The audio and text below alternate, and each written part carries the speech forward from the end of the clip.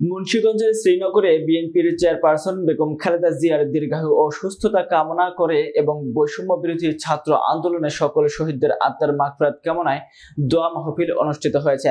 মুন্সিগঞ্জ প্রতিনিধি কাইয়ুম মাঝ ভান্ডারের প্রতিবেদনে দেখুন বিস্তারিত। বৃহস্পতিবার বিকেল 4টায় উপজেলা বাঘরা ইউনিয়ন বিএনপি ও সহযোগী সংগঠনের আয়োজনে হাই স্কুল মাঠে এই দোয়া মাহফিল ও আলোচনা সভা অনুষ্ঠিত হয়। উপজেলা যুবদলের সাবেক সভাপতি মতিউর রহমান মতিনের সঞ্চালনায় এতে প্রধান অতিথি হিসেবে উপস্থিত ছিলেন উপজেলা বিএনপির সাবেক সভাপতি আলহাজ মমিন আলী।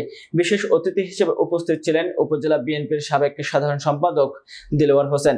এ সময় আরো উপস্থিত ছিলেন উপজেলা বিএনপির সাবেক যুগ্ম সাধারণ সম্পাদক তাজুল মাদবর, বিএনপি নেতা ইদ্রিস আলী, আবুল তালুদার, রাজু আহমেদ, ইউপি সদস্য নুরুজ্জামান মাদবর, তানভীর সোবহান, নাইম লস্কর, খোরশেদ আলম সহ প্রায় 3 শতাধিক নেতাকর্মী।